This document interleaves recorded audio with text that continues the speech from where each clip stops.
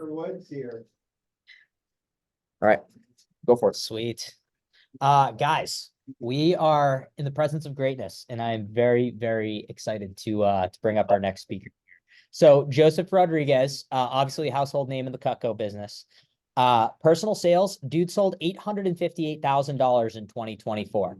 Has anyone here sold $858,000 in a year? Cool. Then you should probably take some notes on this. Dude's a beast. Year to date, realtor and business gift sales, he sold $478,000 in business sales. He started in 2005 in McAllen, Texas. He kind of I found this interesting. He kind of struggled to stay in the business and decided to finish college in San Antonio, and he was also kind of struggling to find a stable office, which can definitely be challenging when you're starting out. He was almost completely out of the business until he heard about the realtor program, which kept him in. That wasn't the best opportunity in the McAllen area. So he kind of discovered business gifts and has obviously taken that and just run with it. He asked Joseph what his proudest accomplishments are at Vector. He was able to go from 500K growth from 500K to 850K in a single year. That's enormous growth.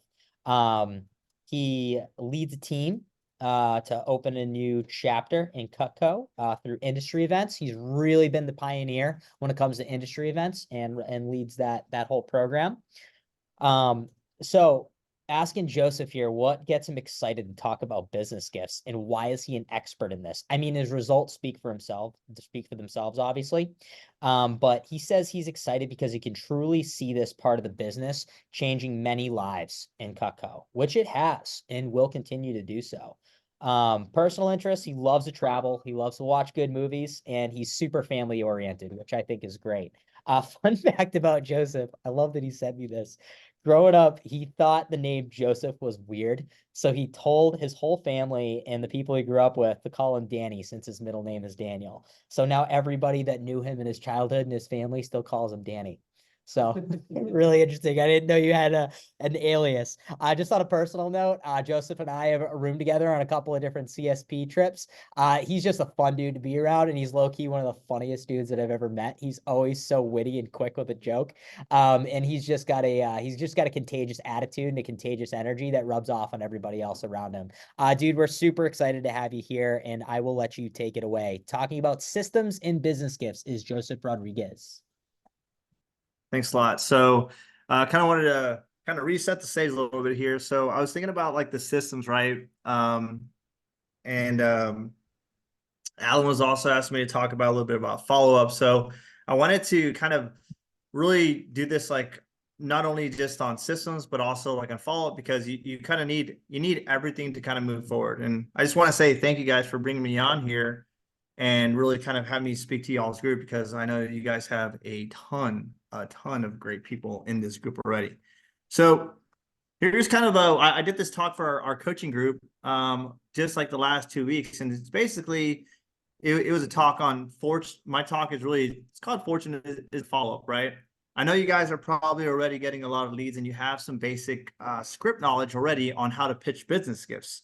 At the end of the call, when I'm done, feel free to ask me any questions that maybe I didn't go over, or anything that you want to learn more about on a deeper level. So the major question I always ask everybody when I'm working with them is like, do you really want to make this a serious part of your business, right? The business gift layer.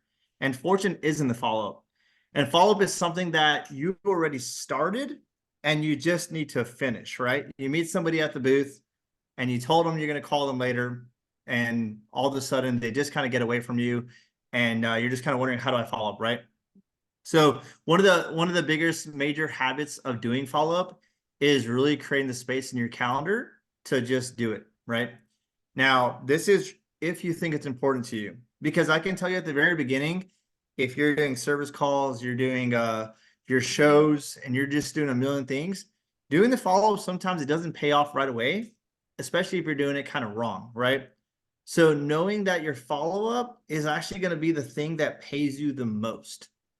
I like to do a lot of my follow-up when I have a lot of downtime, and when I'm also doing a sale or any marketing or any administrative work.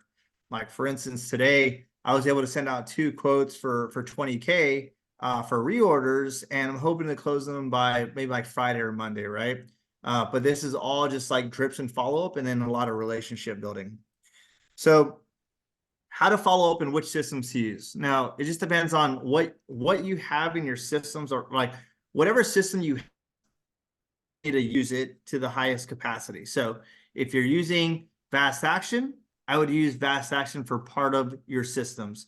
One thing that I like to use when I first was just a simple spreadsheet. And I know that sounds crazy, right? But what I would do is I would meet somebody at a show, sell them a homemaker, sell them an ultimate, whatever you sold them, and then find out that they own a business. I couldn't close the deal there. And then I would just take that information and I would put it back into our Trello.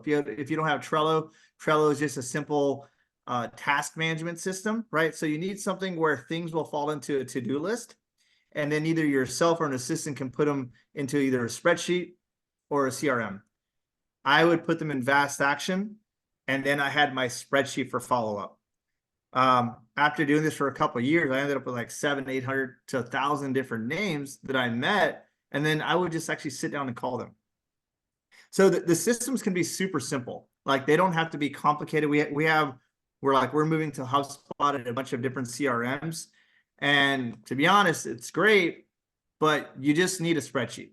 I can share the spreadsheet after this phone call that you guys can just like literally use it as a beginning template, right? One thing, if you want to use also, there's a program called Boomerang. Now, Boomerang is a very simple, well, it's a program that I think you buy on Gmail. It's like $5 a month. And what it does, it automatically emails that person over and over and over until they answer it on the inbox. And then you can actually see when they've answered it. So if there's somebody that's like really hard to get a hold of, and I keep on kind of following up with them, I will send out a Boomerang and have an email go out to them repetitively. And the biggest thing I've noticed too is like when you're using like Fast Action in other systems, unfortunately, sometimes if they have a firewall, they're not going to get that email from you. It's gonna bounce. So I always recommend for I like to call them like our mega leads, our platinum leads, right? I send out a personal email out of my Gmail, and it could be something as super simple as this. AJ, this is Joseph with Cutco Gifting. I met you at the San Antonio Home Show. I wanted to see if you have a logo that you could send over to me so I can make a mock-up for you. Let me know. Thanks. Real simple, right? The more personal, the better. I'm currently in a conversation with a customer. We did some custom gift wrap for him, and a pallet, like literally almost like this huge thing of gift wrap showed up in his shop last year. And now, like every once in a while, I sent something funny yesterday to him, and that's how the conversation got started for a reorder about sending him a pallet of like custom gift wrap paper that he can use for the next 20 years. And that's probably gonna like land into a $10,000 order, but just keep it personal. That's kind of my main point. So the other thing is you can use give me 1 second. Well, you always want to make phone calls too. That's probably the most important thing. A lot of people ask me like, how do I do follow-up? And there's no magic email. There's no magic text. It's really just pick up the phone and really finding the time to do it in your schedule. Here's kind of like my follow-up systems that I like to do. The first one is I do the phone call, right? And the phone calls can just be as simple as like, hey, this is Joseph. I met you at the show. I just wanted to call and see if I can schedule an appointment for the gifting project that we talked about, right? You kind of don't want to get into it right away, because what typically happens is they're in a rush. They're not in the mindset. So schedule an appointment. Always schedule an appointment, or schedule an appointment from the booth. If you can't reach them through a phone call, I'd always send out a text. It's the same thing. Hey, AJ, this is Joseph with Cutco Gifting. Met you at the home show. I wanted to see if you can send me a mock-up, or we can find a time when I can schedule an appointment with you.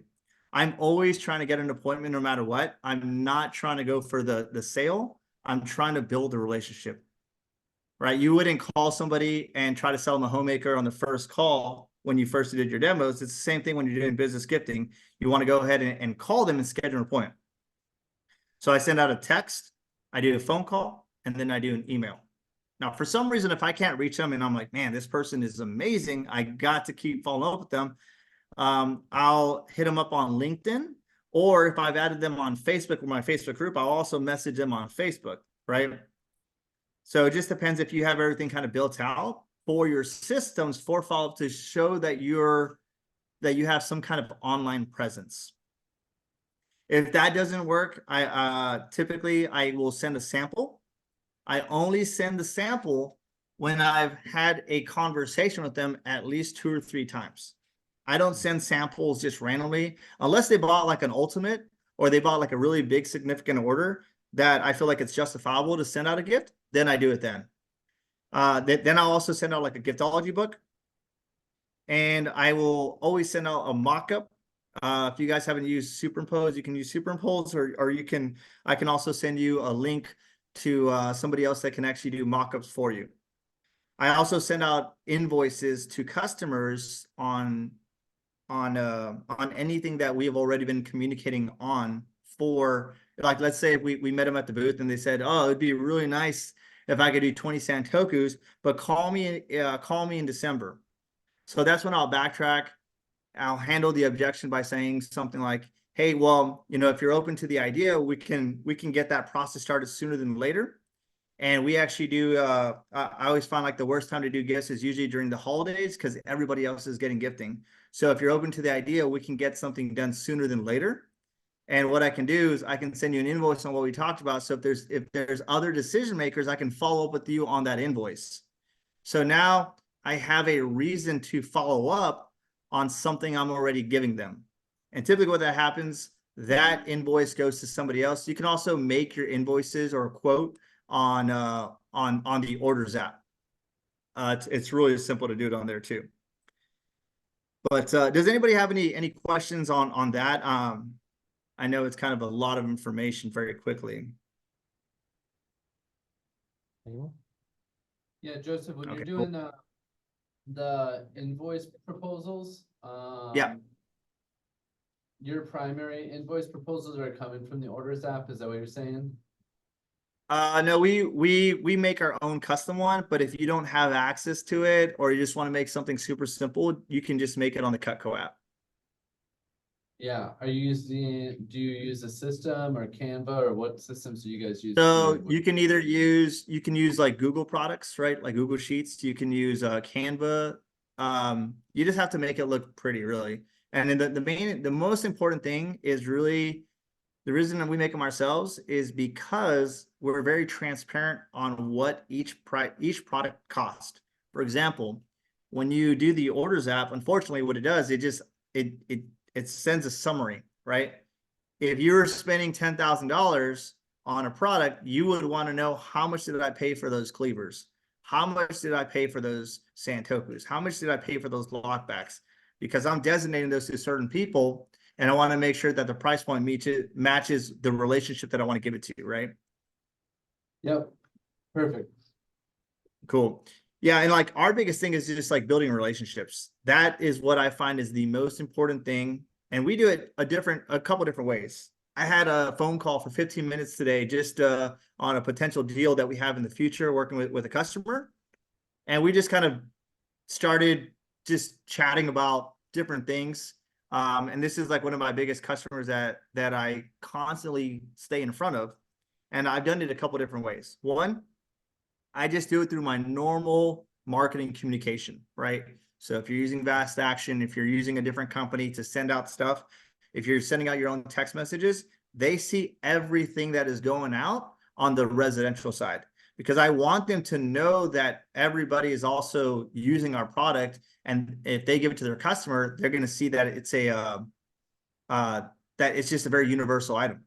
We haven't used any special drips. When we used drips last year, they were just outdated ones, but the biggest thing was just consistent communication with those big time clients and being in front of them, whether it was social media, LinkedIn, sending a personal text, an email, or just picking up the phone and calling them. I typically am joining their communities, right? So I'm seeing who they're connected with, and I also try to connect with those type of people. for instance, if you're like at a home show, you can always ask, like, let's say a plumber, like, hey, do you have any other plumbers that you hang out with? And then you can get referrals within that circle and things start happening. My biggest deals have always come from not only referrals, but it's come from the credibility of referrals. So I was fortunate enough, like one of our main guys was, he's seen us at different trade shows all over the country. And because I know other people, they fortunately have talked highly about me. So it's given that customer confidence too.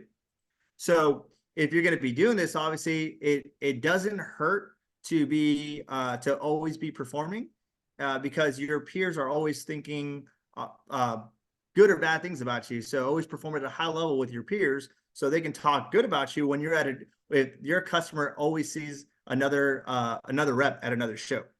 So another thing that I like to do is I had a customer, this guy's, I know he's worth like $10-20 million, but he was raising money and I wanted to donate to one of his causes. So without hesitation, donate to his cause. I always send him random gifts, right? Any unique pieces. He has every piece of Cutco, and I'm always trying to find stuff for him to just give. And then all of a sudden he calls me and always orders 5 or 10 grand or always sends me a referral, right? So when I think of systems, these are little things that I'm doing that I feel like are a system in place that I do that can always add value to the customers and the clients that I'm working with. If you have your best customers, add them on Facebook, right? Be engaged to some of their different stories. So once in a while, just so I can show face, because a lot of my customers are all over the country, I'll go ahead and comment on any of their major things going on. Now, I'm not just sitting on Facebook commenting on everybody's Facebook, but once in a while, I'll jump in there and I'll add value to whatever topic it is. And then service first, right? What are you doing to provide your leads a super high level of service, right? So we did something this spring where we had our assistant email every single business customer just to see how everything went, right? We couldn't get a hold of them with their phone. So we did a check-in email. And what that led to, one, it added just like another touch, but two, I was able to connect with a lot of customers. And now when I'm starting to do my heavy gifting season is the time where I can follow up with them. And they've already had 2 or 3 touches with my assistant, my marketing, my email communications, the catalog, anything that's been going out. I keep on getting in front of them, whether it's Facebook, text, phone calls, it all kind of adds up. And I like to compound the amount of time that I'm in front of them and value that as my relationships versus just call them and say, hey, I want to sell to you. Right. So I'm treating a lot of these customers that are my bigger customers as they end up turning into like friendships. They really do, just because the amount of time that I am communicating with them. And I'm always just trying to add value to them. So how much time do you actually need to see results? Well, one, you need to be in the field getting leads, right? So whether you're doing events, whether you're getting referrals, you need to have a focus on it. So when I'm kind of in, I guess, my slower season, I'm spending like 5 to 10 hours a week at a minimum trying to get in front of people or trying to call past customers or trying to call new leads. The way I like to do it is I have 2 phones. So I'll start dialing on one phone and then I'll start dialing on another phone. And I remember learning that from Jason, where he would just do like the double phone calls, and I do the same thing. And what that's going to do, it's going to cut my time in half for how many phone calls I can do when I actually want to do my follow-up. But now you can close somebody fast at the booth, right? In a 2 or 3 step close. But what I like to do too is this is usually, we're about to kind of hit the slower season as far as like trade shows go, at least in my area. So this is a time where we start ramping up our sales. We start really leaning on the fact that, hey, we're running a sale in May. We're doing our sale in June. We're doing our Christmas in July. And that's where I can call them for a reason to get the deal done and then spread that deal over 6 months. And then just kind of get out of the way. I like to call them and say something like, hey, I was just giving you a call, a personal phone call as a service. So that way you don't have to stress in November, December. That way we can get it done now. And then obviously they gave me a couple objections whether they want to wait till Christmas. But I always remind them on how stressful it was last year. And if they want to be put in the same situation, then I can definitely wait and call them in November, December, and I can stress with them. But I find like my best customers and my busiest customers actually really, really like the fact that I'm calling them early just to get it done. So this is the time that you guys should be calling everybody if you have leads in your system. So are you running a follow-up sale, or do you have some kind of strategy, or do you just kind of call them randomly? I call them again during my downtime and when I'm running sales. Do you have your drop down pilot program? Do you have your verbiage down? Are you giving people 30-day deadlines, right? So let's say you meet somebody at the booth and you're trying to close a deal and it's a really big deal and it's a really sweet deal or that you're giving them. I would send them a follow-up quote that's only good for 30 days. And I had a friend do the same thing to me on some like, I don't know, pest control services. And he was hitting me up and he's a super sales guy. He was calling me every day, send me a text and say, hey man, I don't want to bug you, but you know, that deal's ending. And then I was like, you know what, fine, I'll do that deal. So it's the same thing for your customers. You need to follow up on the quote that you're sending out there and then make sure that you have those in place where you can see them on a daily basis. So here's kind of like what my schedule looks like on a weekly basis. And so this spring was kind of crazy where I was doing trade shows. We were all in Madrid, we were traveling. And then this time of year, it kind of slows down for me. So a couple of months ago, we were already vamping up our sales emails to go out now, right? The new custom home, the homemaker with steak knives was like a good touch point for me to get in front of people again. And I was able to rekindle just off a homemaker with steak text or email for people that were interested in business gifts, because I did the work on the front end where I was consistently pitching people about business gifts. And now when I send out a random email about another product, people always bring that up. So I had a customer text me back and say, hey, I'm not interested in this, but I'm definitely interested in doing some lockbacks this year. Please give me a call. So, but you got to do the work in the front. You got to be pitching everybody at the booth. You got to be letting all your service calls know. You even got to send out an email letting people know that you actually can do this service. A couple ways that you can spend my time during the week is I'll email samples, mock-ups. I'll send out texts. I'm doing Zoom meetings in person or obviously like over the online. And I also use service events, especially when my days aren't full or people cancel. I'm making the phone calls there and I'm utilizing my time, because by the time you know it, it's going to be September, October. You're going to be in your busy season for trade shows. And then December is going to come. You're going to be at the mall and your best customer, you're going to run to them and they're going to tell you that they bought from because they weren't thinking about you, right? So your job is to get back in front of them and really, really show them that why Cutco is like the best product that they can give as a gift. Some of the ways that I like prospecting are the same ways that you guys probably do. Show leads. I still prospect my own list, referrals. Any family members referrals for someone that works for a big company. Circle of influence. I got off the phone with one of my buddies that's a wealth advisor for a big bank here, and I'm trying to get an in to somebody that makes a decision, which can be a 200K deal. So think about any networking groups that are in your area. I used to do this one in my area that was a cigar club, and it was nothing but business owners. So I would always go there and I'd be connected with the community. And also I was able to get a ton of leads. Any associations, if you guys want to join an association, they always come with fees. So come prepared that a lot of it it's going to cost, and you're going to get what you put in. All right, cool. I'm gonna stop there for a second. Kind of treating this as a 3-part deal here. Adam Conroy has a question. Hey Joseph, thanks for your time. 2 questions. One is, are you currently a part of any masterminds for lead generation? And 2, how do you prioritize your calls in terms of what category is number one in your mind when you think about past customers, top past customers, people that gift right away versus year-end people? How do you prioritize who you call and what's the order of priority in your mind, if that makes sense? Sure. So I'm kind of at a point in my business where I have a ton of referrals and I'm always obviously getting new ones, but I need to be calling my number one thing that I do when I sit down, I'm calling past customers. They're already sold on it. I have 300 to 400 customers or 500 customers that have already ordered. If I can get 100 of those, that's $600,000 in sales. You know what I mean? I don't have to do much else.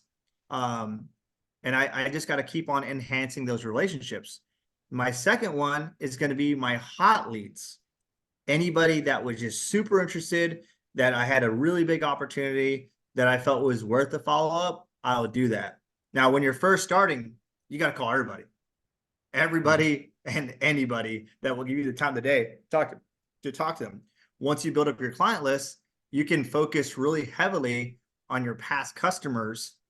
And then what's going to happen is you're going to eventually run out of time where you're going to have to look at your schedule to start doing your follow-up in May, start doing your follow-up in June, start doing your follow-up in July. Because I see a lot of reps kind of do the mistake where they're so busy. And then again, September, October comes and they're just like, man, I ran out of time. So you have to start the follow-up now, especially if you're like a really high performer and you have a lot of customers and you have a really busy fall. And it's going to really move the needle. And that's literally the same exact strategy that I did last year. I told myself, I was like, you know what? I'm going to start early. I'm going to get the big ones out of the way. And then whoever I don't catch, I'm going to do as many appointments after my shows as I possibly can. So I hired a caller that was calling a lot of reorders and also follow up. And then I was doing Zoom calls at 6 or 7 p.m. Right after a show. They were just like right after, I went straight to my hotel room and I did a phone call, closed some didn't close, and then I just kept on moving forward. And then I focused on the reorders and then the hot leads. Hopefully that answers your question. And then the mastermind question. Yeah, so I'm not part of any masterminds, but I'm just part of a lot of I would say I'm part of a couple different influential high-end construction groups that I found a way to basically be part of some of their coaching groups and part of their community. Just because I've been referred to like every single one of them. And I keep on showing up to places where they are. And I keep on showing up on their Facebook, and just people kind of know me in that community now. So you could do the same thing when you're paying for a mastermind. You're just going to have to pay a lot up front to get those relationships. You can also just kind of do it organically where you're asking for referrals and asking for who is the most influential person in that industry. And then once you get them, it becomes a lot easier because you're just working off referrals from them too. So short answer, I'm not, but I think it's a great idea, and I'm just kind of stacked with leads and limited time. So I have to work out the resources that I currently have already. Thank you. Cool. I'm gonna get to this next session here. So one thing I really want to ask yourself is like, how many business deals do you have and how many deals have you sold, right? You want to write that down. If it's a good amount already, you can use that as part of your pitch. Like, hey, I work with 250 companies right now. I work with 100 companies. I work with 10 companies. What I did last year is I was telling people, I was like, hey, I'm only looking for 100 people to work with. My deals were a lot bigger last year, so you don't have to spend a ton of time doing this. But like I said, I was primarily focused on really high-end customers. So I only took 70 deals last year for $500,000 on the business gifts, right? So if you could get 50 deals and each one was like $5,000, what would that look like for your year? So this is something that you can share with customers. Hey, I'm trying to work with 50 customers this year. and I want to see if you're one of them, and then just have your checklist. And then what happens in year 2, that numbers grows, and then you got to find a way to get back in front of those clients and get those appointments and get those reorders. So you have like a monthly goal to add business gift clients to your database. Like, what's that number? I'd write that down. So if you're like, I want to get 5 business customers a month. Well, that's going to take you asking every single person when you're doing your trade shows or your weekend shows. And I guarantee if you're working in a really high-end area, you're going to meet at least 5 business owners over the weekend. You close 2 of those, right? Now you have 8 a month, and then that's going to multiply to over the year. So what does that look like 5 years from now if you keep on doing that same exact thing? Now you have like that compounded interest. Do you have like a mega client target board? So is there like billboards all over the area that you're in where you're like, man, I'd love to call that company because I already see that they're spending $200,000 on billboards a month. I already see that they're spending all this money on commercials, marketing, and advertising. So that's what we're doing, is we're teaching people to use our product as a marketing client appreciation tool. That's also going to be something branded for the next 10, 20, 50 years. When I had that 200K deal last year, it's because I pitched the company that I was working with on the idea of giving these to people and the brand recognition that I was actually going to help them on a high level that people were going to see for the next 30 to 50 years. The client appreciation was the second part, but the idea of branding and marketing that I was going to stick around was such a big eye opener for him, because they were spending over $1 million on trade shows, on like 9 trade shows. So I was like, what is $200,000 to y'all when you're going to get this in 500 to 1,000 of the right people's hands that are very influential in the country? So we were able to move that deal forward on basically on the pitch on how important branding was. So yeah, write down if you have a mega client, or I would go home and create a mega client target board if you don't have one already. So this is going to basically kind of be your vision board. Some of the companies I like to focus on if I'm having like my mega clients, my dream customers is, they have 500 employees, they have 1,000 employees. They all very high salary and they need to be taken care of. They have like multiple divisions, and that's where it's going to really kind of come in play, where you can close bigger deals because they have more employees. I mean, that's like the easiest close that you can do. So another thing is, and this is just kind of a recap on some stuff. If maybe you've heard this, maybe you haven't, but when you're meeting people, are you qualifying them? And this is how you qualify them: is 1, you can write down the number of the company. I like to go a little further and ask them the number of salespeople that they have. Because if you're anything like us, right, salespeople get rewards. So if there's 500 salespeople, that's 500 awards that they need. Sales is kind of what is the thing that moves everything. So you want to have, you can pitch them on basically sales gifts for salespeople. Number of referral partners, if they've gifted before, what would be a comfortable amount that they would spend per client? And then this is where you can kind of push the needle and ask them if they'd be open to spending more once they give you a number. This is also a portion where you can educate them and let them know where, most of my companies are spending $200 when they're doing a gift, or whichever number that you want to use. The quantity, when they typically gift. If they say December, this is where you can handle it and let them know that the best time to do gifting is when people least expect it. Who are the recipients of these gifts? What industry they're in? And anything that you're looking at, any specific item that they're looking at. And in the next step, once you get this information at the booth, if you don't close it right then and there, is you literally ask them, hey, so if I was to follow up with you, what would be the next step? Would you want me to email you? Would you want me to give you a call? Should I shoot you a text? Or do you want me to send you like an invoice? They'll tell you exactly how to follow up with them. And then you need to just do what you say you're going to do and just follow up. So are you guys, is anybody direct scheduling leads here from their trade shows yet for business gifts? Couple of y'all? So everybody needs to be raising their hands, right? Treat it like a service call. You want a direct schedule, and then, you know, just like anything, some people are going to show up and some people aren't. But the more you do it, the more meetings that you're going to have in the books, and the more likely you are to close. One of the biggest things before you schedule the appointment is asking them if they're the actual decision maker. And if they're not the decision maker, who can we get involved that is a decision maker, if they're the only one or if there's multiple people? And sometimes they'll tell you, well, we got to run this by the board. Great. Can I get 5 to 10 minutes with them? When is the next time y'all meet? And if they don't, that's when you can kind of draft up almost like an invoice for them on the potential ideas or proposal on what you do. And I know some of this is kind of like a little higher level, but these are the systems I truly use when I'm trying to move a deal forward.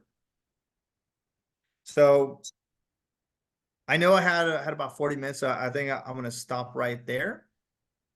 Just for some Q&A. Is that good, Matt and Alan?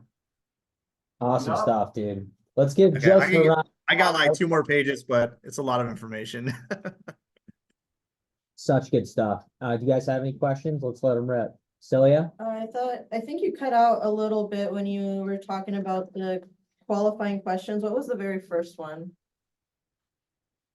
Let's see.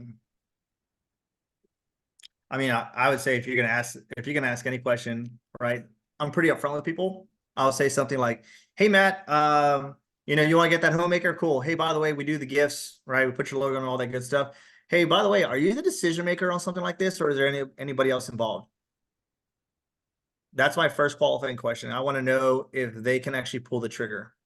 And if they say I'm the only person, then the next question, typically I say, well, do you want to take a look at some of the specials while you're here, since you're already getting that homemaker? And if they say, no, I don't want to think about it, I just want to get the knives from my house, call me, follow me later, let's just get this order done. And that's when you can schedule another appointment and ask a couple of the discovery questions, like how many salespeople they have, how many employees they have, how many clients they would typically give to, and so forth. So, but that's probably my biggest leading question to close the sale right then and there, is I ask them if they're the decision maker, and if they are, would they be open to take a look at some of the specials, regardless if they want to purchase today? And if they say yes, it's like a 90% close rate at the booth. Unless it's like a super, super big deal. Sometimes they don't close it because, you know, sometimes people don't want to spend $10,000, $20,000, $30,000 on the spot. I know Alan had a good one this year and did that, but that's not very common.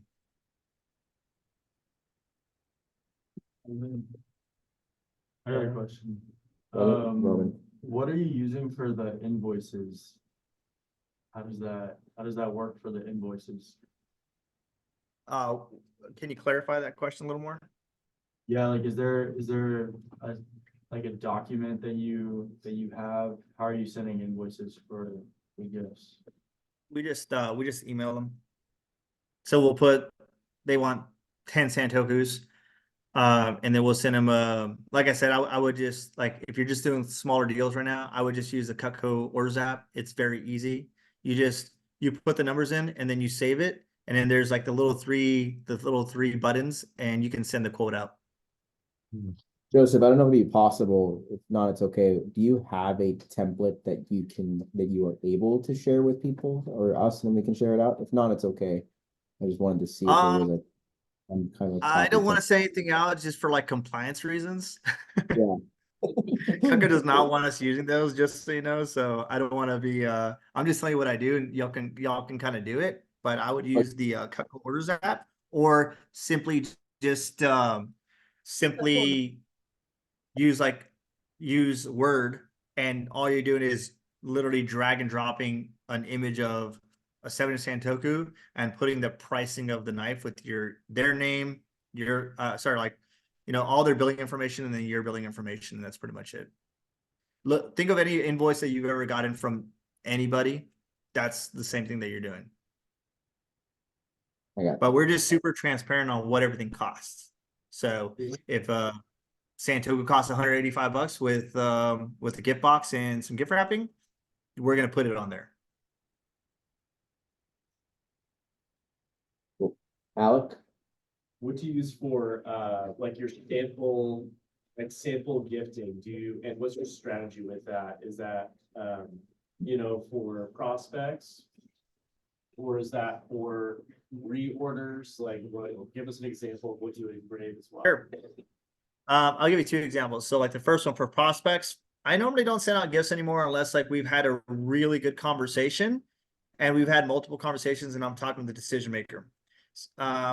So I used to send them out all the time and I found that I was just spending money just to spend money. So now, like I had a customer email me that he would like a sample to pitch to the owners that are doing their 75th anniversary also that have like 700 employees. So I will take that risk and send a lock back with their logo. I have another customer that I was telling you about earlier that I was texting back and forth with. He was asking about the veggie knife and stuff like that. I already know he's going to spend like $10,000 with me. So I'm sending him a cleaver with his logo for next year's gift, or maybe in the fall, he'll buy it for some of his sales guys because he's buying, I think like 50 veggie knives, but he's buying them for clients.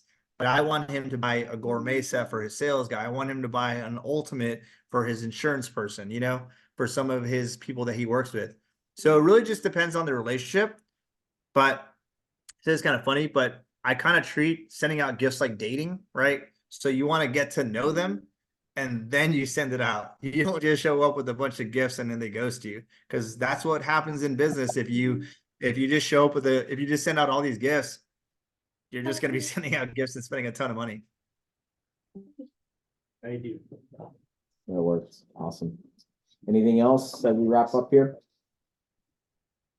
Going once, twice. Cool. And then So- Joseph, any resources you want us to send out to these guys, can you email it to me and I can Yeah, forward it to so I'm just gonna share the simple spreadsheet with y'all, and I Perfect. encourage y'all to take that down. And Alan and Matt, what y'all can do is kind of hold them accountable at the end of the year and say, how many leads did you collect for business owners while you were at the booth? And if you're collecting leads, all you got to do is follow up afterwards. Awesome. Awesome. Got That'll be to-do super list. helpful. Cool. Great. Any other questions? That it? Perfect. Thank you. Awesome, dude. Thank you so much for your time. We appreciate you. again. That was fire. And yeah, dude, we'll keep you posted on how we explode with business gifts, man. So but let us know if you need anything. We're always here for you, man. So appreciate you. I agree. We're gonna change. Sounds good. I'll share that spreadsheet with you and then let me know if you need anything else. Thanks, guys. Good homie. That's perfect. Peace. Good stuff, dude. Can't see. Except for my body hates me. Jeremy. All right, guys, cool. Wasn't that awesome? I think we needed that system follow-up, honestly, because I don't know about you guys. For me, I get a bunch of leads and I'm like, all right, what do I do now? So- You kind of just stare at them. So this is a great message for that, and we'll get that up, resources out for you too. Do we have the business gift bounty sheet that we can The show Google them? form? The promotion Yeah. thing that we can show them on the screen. Speaking of business gifts. Privacy saving. So one thing I just want to mention really quick, as Cutco sales reps that work a booth and close stuff on the spot, we're used to that instant gratification. The thing you need to start getting excited about is moving the process along. Because with most business owners, you're not going to close these orders on the spot. But if you can get that appointment, if you can get them tied down on what they're looking at, if you can get a conversation with the decision maker, if you can just move the process along, retrain your brain to get excited about moving the process along, because it takes more time and more follow-up. Does that make sense? So, yeah, some exciting stuff for us to work on. Philip Tice. Yeah, Philip, he was like, we're good at closing, because we close right there. There we go. But we don't really do the sales as much, and sales is making that process go Mhm. throughout it all. moving the sales process along, 100%. The other thing I just wanted to mention really quick, Joseph talked about the times that he does his follow-up during his downtime, during his admin time, during his service events. Has anybody ever read a book called Atomic Habits? Anybody familiar with that? So he talks about habit stacking, right? When you start to do one thing, you can put another habit on top of it. So what if during your admin day, during your service events, when you had open time, when you're already following up with other customers, during your sale promotions, right? How do you want to habit stack following up with your business gift leads? What do you want to tack on to your, that's already, how do you want to tack that on to what's already in your schedule potentially? So just some food for thought.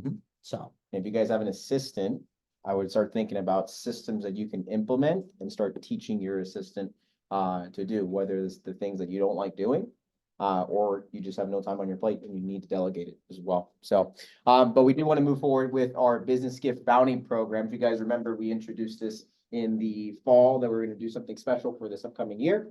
In January, we announced it, and now we have it finalized. So we have all the prizes picked out, the chances and how to win as well too. So you guys can see it up here. Matt and I did not create this. It was Mads. Thank you, Mads. We are not artistic enough to do this. But what I want to just highlight a couple things here. You want to go look at the prizes, right? We have a couple prizes here for you. The grand prize being a classic Homemaker +8 that we'll be raffling off.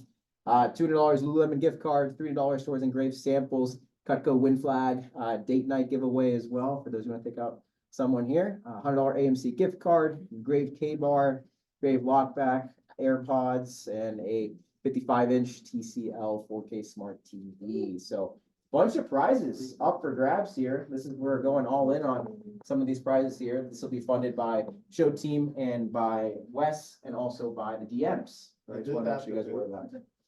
So you guys can see here, orders close at the booth. You get one extra chance, right? One extra chance in the drawing.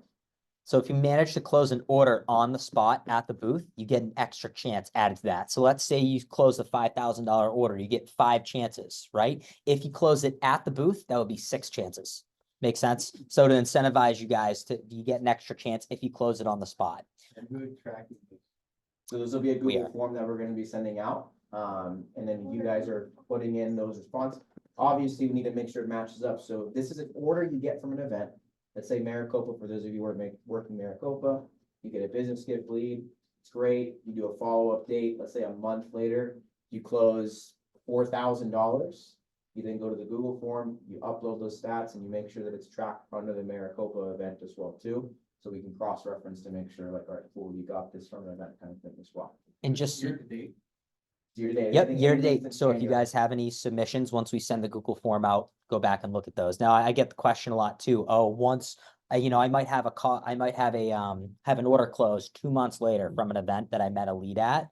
All you need to do is you just need to email Cutco Events and let them know to tag that order to that event in order to have it run under that. Make sense? Sean?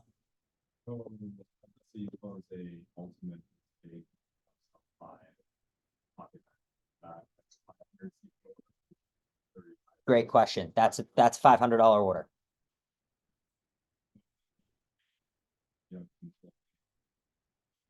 Yeah, the whole thing's a business with order. Yeah, I would. Could have been selling 5 pocket knives and upsold the ultimate. Sure. I'll get back to you on that one. But I lean more towards like, we want to, like, here's the spirit of the program. The spirit of the program is to encourage people selling actual gifts to the business, not just, hey, I'm selling a SIG, an ultimate, and upsell 5 or 10 gifts. That's great. You should do that all day long. But really what these incentives are designed for is the actual gifts that are on the order. We want people getting comfortable closing $5,000-$10,000 gifts at the booth. So, but we'll get back to you on that.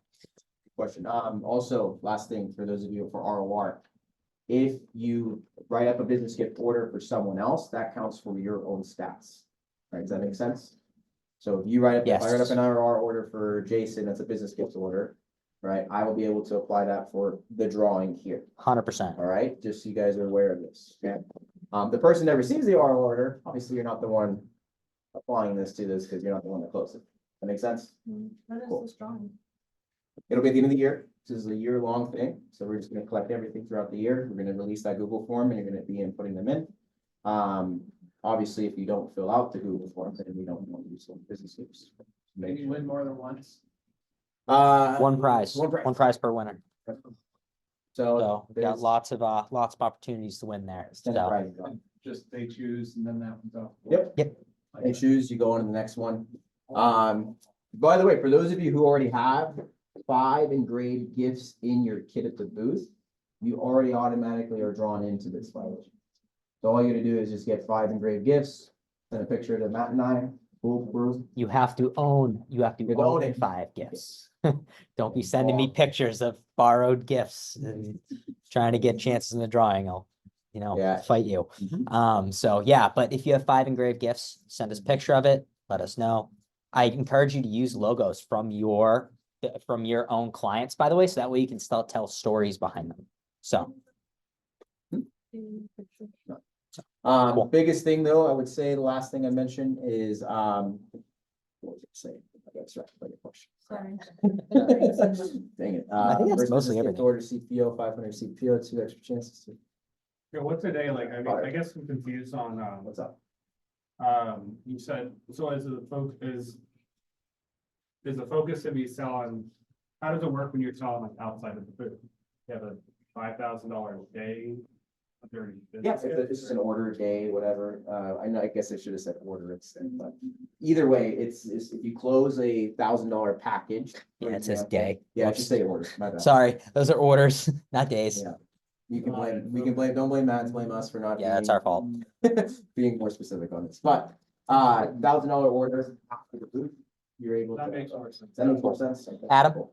I do have a suggestion to the group. I think that those of us that have clients in the Phoenix area and the state of Arizona, I think we should have logo consent forms approved by the client and have a Google Drive of all the samples of the ones that are clients of us in the area, so we can start storytelling.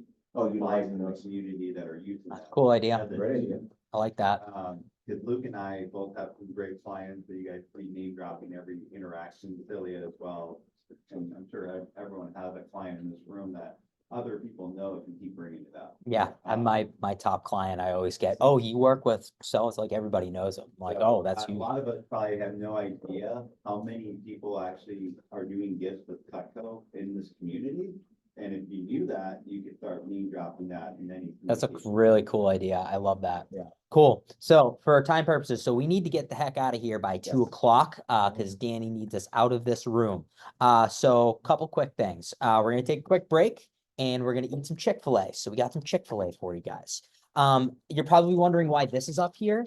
These are for sale, $10 a piece if you want red paring knives or any of 2 can openers. So if you guys want some of these, just let me know. Come on up. And we'll have you just sell me to the show. Wait, real quick, before you go, sir. Yeah. Hold on. Shh, Yeah, real 2 quick. can openers. We're gonna take the Chick-fil-A to the amenities room. Guys, hey, listen up. Pay $11. $10. Hey, we're gonna take the Chick-fil-A to the amenities room. So if you want food, follow us to the amenities room. Please bring all of your stuff because we're gonna be cleaning this room so that when managers come in, team meeting come in, it's all cleaned up. So bring everything there with you that you have. We're gonna be doing the rest of the shift picking in the amenities room and finish off the meeting there. We're gonna grab the food, bring it over there. So do not grab the food right now. We'll be bringing in the amenities room food. Yeah, just Venmo me. It's fine. And we have Venmo me 10 bookcases, bucks. John, Venmo me and 10 bucks. So, Yeah, dude, I'm stoked. That's gonna be awesome. It's expensive, but I think it's gonna be pretty good. I did, like, I did an audit for. I know. Dude,